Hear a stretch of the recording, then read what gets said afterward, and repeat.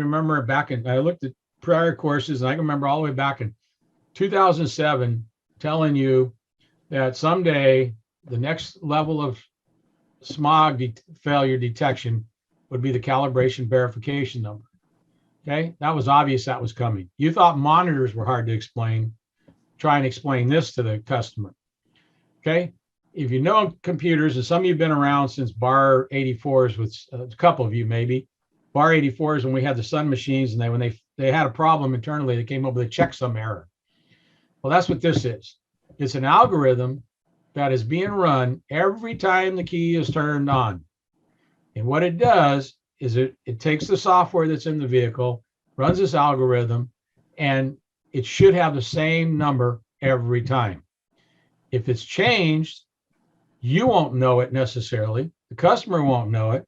What they do is they search the database. As the database is being mined, they say, hey, wait. And again, I'll show you a more specific example of this.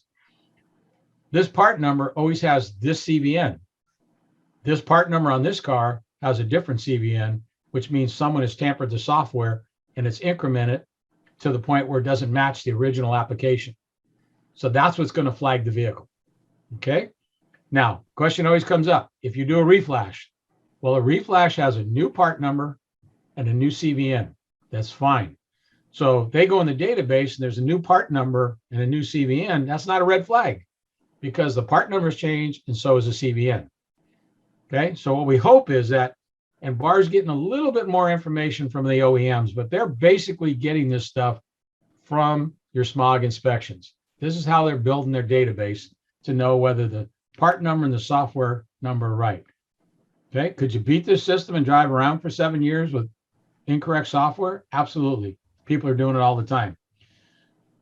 Could you go in with a different part number and a different CVN with an aftermarket tuner and make that your baseline for your smog? Yes, you could. BAR might not catch that. So there's no perfect system. So in mode 9, where you get your Cal ID, the CVN is there. The hard part about the CVN is it's not something that's openly published, and it should be. I'm going to show you the GM site just to show you how this works and say if everybody did this, you could pinpoint this a lot quicker. And I want to say this to you. This is not your fault. You didn't, unless you did the tuning, unless you took this to the car, you are not the reason for this happening. You're not trying to justify to yourself or anyone else that, hey, I didn't do it. This is what I collected from the computer when the car came in for smog inspection. Someone has previously tampered with it, and this is showing you that it did. Okay, so this is the site, GM. I'm going to give you a couple links. There's a better link for this now, but this is the old link, but there's a new one. They just transferred all their stuff over, and I'll get you those links. So I want to just show you how this works. I don't care what manufacturer you work on, and this is going to affect the dealers the most. And the reason I say that is a lot of people, as soon as they hear tamper software, they think you're going to go back to dealer and get it under warranty. The answer on that's no. This is not a warranty item. It's a pay item. And somebody's going to be paying to either replace that PCM if it needs to be, or to reflash it. And depending on the manufacturer, there may be no reflashing it with the same version. There may not be. There may be a reprogram, replace, and reprogram. You could reprogram that, and it'll overwrite what's in there. This could be very expensive. If you get some of the like Prius and stuff, you might be buying a new computer. Okay, so you put your VIN in. It tells you these are all the reprogrammable. And I want you to picture this because tomorrow, when we get into mode 9, we're going to find out that sometimes certain information doesn't get erased, and sometimes it does.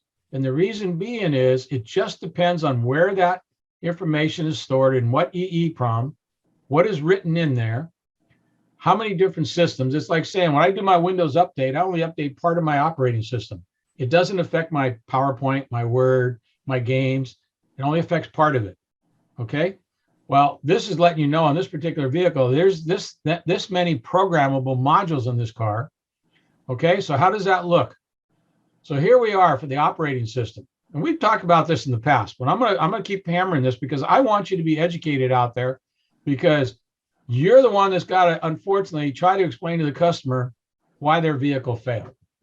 You're not going to go show them this, but I want you to understand it because The way it works is first of all, these are all the reprogrammable modules on a GM. And if any of you do reprogramming, you know that sometimes the programming goes fast and sometimes it goes slow. It depends on how much of the PCM is being wiped out, or how much of the module is being wiped out, how many different systems are in there. So here we are for the operating system. The current one is 126.13422. This is the current one. This was the original one. And if you notice, 12609.805 has this algorithm reading of 4 zeros, a D, 3, 1, D. That means that every time that part number shows up in the database, this matching CVN better be there. So let's say now GM comes out on this one, or anybody comes out with a new reflash. That reflash has a new part number. It also has a new formula, has a new algorithm number. And you notice we got here 6 zeros and a C2. As long as when I do the database, all of these 12611.642s have the CVN, that vehicle is good to go. It's when the software gets tampered that this number will increment and not match what's in the database. And I did this workshop in New York last November, and there's a guy in the class, he's a tuner, and I just saw him again on this online workshop we were doing. And he promised me he's going to get me, because he rewrites this stuff, he's going to get me a sample of what it looks like when it increments and what it might do. I've talked to the referee, and one of the referees tells me that when they've had tampered software, their software shows question mark. Now, I don't know if that's directly from the car or that's something in their software that translates it, just says, you see question marks, you got tampered software. So here's the latest one in this vehicle. So all these vehicles that have 126.13422 should have 4 zeros, a 7, 9, and a CF. And I think we're going to apply this. I think I got added into this class for tomorrow. We're going to apply this as a case study at the end of the day with a Camaro we had from out of state. It was a 2018 supercharged Camaro. It came in from Oregon, and it was driving this shop, this tech crazy. And it had some tampered software, but all the numbers matched up, because we're going to find out that sometimes there's a couple high-end aftermarket programmers, this is not it, that they actually found a way to recreate the algorithm that goes with that part number. So you may get fooled that way, but that's not your fault. It's not your responsibility. You're not even seeing this. But now when you go into mode 9, you have a little different understanding. This is an algorithm at every key on cycle that's recalculated, and it should be the same number every time. If anybody tampers with any of the bits in there, then this number is going to be changed, however it might be. I've heard on some it doesn't even display it. I heard on Fords that's why sometimes with the Ford you have to turn the key on. It gets a reading, you turn the key off. It asks you to turn the key on again, turn the key off, because what it's seeing is trying to verify that 2 times in a row this number was not correct. And that could be tampered software. Okay, are we okay on that so far? I know without the dialogue back and the open mics, but if you feel like you want to add anything, please feel free to speak up. Again, don't get lost in the GM thing. I'm showing you what everybody has. There isn't a manufacturer out there that isn't doing this. The problem is it's not published. You might have to go to the parts counter and ask. You might even go to the parts counter and the part guy doesn't even know what that means. But for you, if you get this vehicle, there's the issue. Okay. So the question always comes up, what is a reflash? Well, if there's a reflash, there's a new part number and a new CVN. Okay. And we're going to show you a couple more examples of this as we go along. So here's one we ran on a Saturn. Why are we doing this? Because this is the one that's got the most information available. These are all the software versions in that car. So let's just go back one screen and look at this list. And I'm going to do this tomorrow on the case study. We match these up to the operating system. Then we go and we look up the database for this, and it gives us all the CVNs, and the CVNs matched up exactly the way they should be for that vehicle. So that vehicle is not going to get flagged. But if one of those CVNs is different than what's in the database for 2,000 or 5,000 or 50,000 of those vehicles with the same part number, that vehicle is going to get flagged. And that's what the modified software. And again, it's not you, it's not your fault. You don't have any responsibility in this other than understanding that you didn't do anything wrong. Somebody has tampered with the software and the calibration verification number has been altered. And because of that, they have modified software. Okay. Now, if you're a repair shop that does programming, you got to decide, can I replace and reprogram that same computer? Is there an update for it that I could override it with? Or is this thing going to need a new PCM? Big call. No cost limit. It's a tampered vehicle. Okay. And here's I'm going to blow this up a little bit because I don't know which devices you're watching on.